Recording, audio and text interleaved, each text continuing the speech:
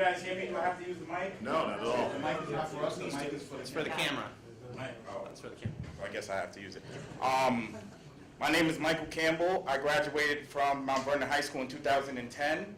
Congratulations on your secret meeting, because it took me forever to figure out where this was, when this was happening. And I think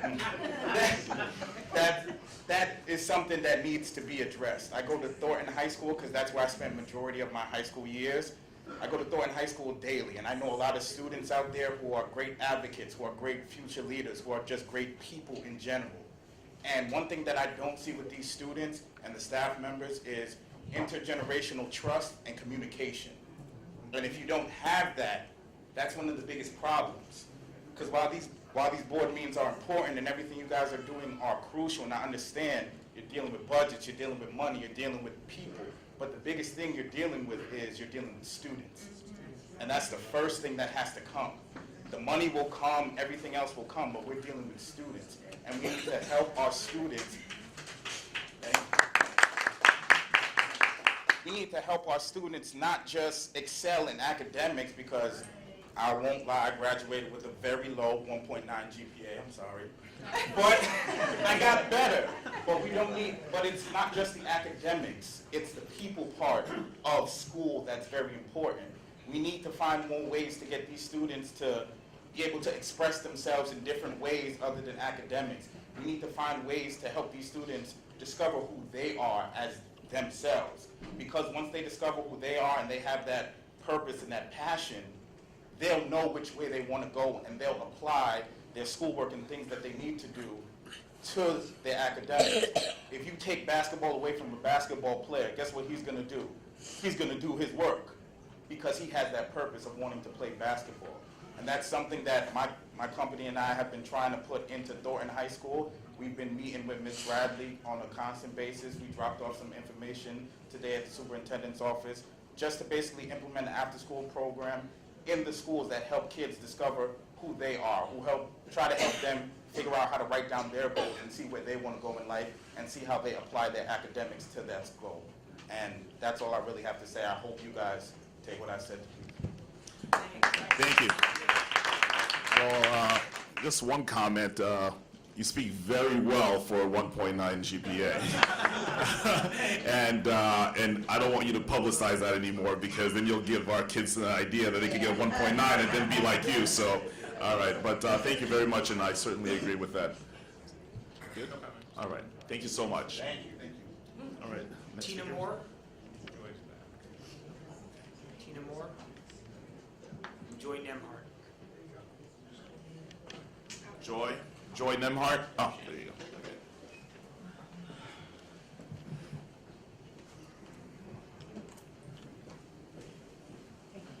Welcome. Good evening, Superintendent, board members, and members of the community. I just wanted to say something. It's not obnoxious, but the last time I was here when I spoke, and especially, I'm very passionate about special ed, because I meet so many of the children who really need more than they seem to be getting. And somebody told somebody that I came to the board meeting and I didn't have anything good to say, and I was called with a very intimidating voice, and I was dressed down. And that is not my intention, because I heard somebody talk about Graham School, and I turned to the lady and I said, I wrote it. I realized that a good job is done outside, but I'm interested in what is being done inside. And if I should zero in on 3 points that I want to tell you about. I met 3 children coming from school. I always endear them talking to them. And I said, how would you tell me that your educational goals are being met? And they ran across to my car and they said, Miss, tell them that we have no science teacher since September. And we have gotten a science teacher in March, and she's crabbing us. And she expects us to learn what we should have learned in September. Now, I'm saying I have no doubt that board is doing their best, and the administrators are doing their best. But I think that we need to do some fine tuning. And I want to piggyback on the young lady that came up here and talk about homeschool. That homeschool, sometimes it's not formality, but you homeschool your own children because you make it your point of duty when they come home to talk to them about school and so forth, go over their homework, etc. But my point is that I think that many of the parents are not in a position to do this. And Mr. Superintendent, I came to you about the mentoring program.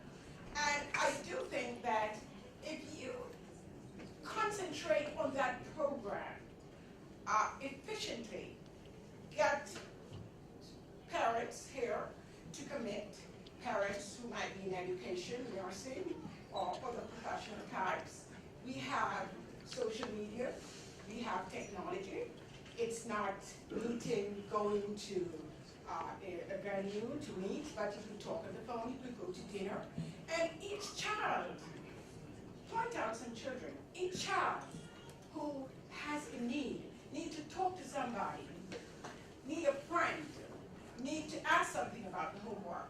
I have a mentee that's away in college, and she calls me and she texts me all her grades. So we need to do that, because with all that you are doing, it may not be effective, because the children need to be happy. They need to feel loved. They need to know that somebody wants them, that there's something. And I'm afraid that many of the children, they feel very left out. So when they go to the classroom, the teachers have nothing to teach. And we cannot depend alone on the parents, because some of the parents are children themselves. Okay? That's about it. That's about it. I'd like to, Mrs. Newmark, before you leave the microphone, your efforts, your conversation about mentoring is well taken. We are really looking very carefully at that. There is a process in place that we have to develop. And the process is such that as people come and they say they want to mentor, we have an obligation to make sure that when we match kids with mentors, that we're matching them with the right kind of people. So we have to develop a profile and criteria that will be used to determine who we are connecting our children with. That people have the right intentions, that people have some skill sets that will help our youngster reach their goals.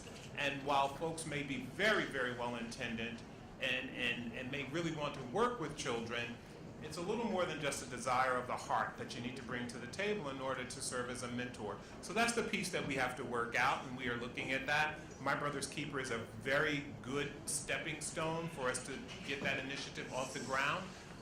It is designed specifically for young men of color. However, it will serve as a foundation for us to develop a mentorship program. There are other groups in the district who provide mentoring. Mrs. Miller, for instance, is a member of a group that mentors youngsters, and they do a very good job with that. So there are options available. So I don't want you to think that our conversation fell on deaf ears. But Dr. Hamilton, I agree with you, and I didn't think that you were going to do something that is Hamilton, but I just think it's taking too long.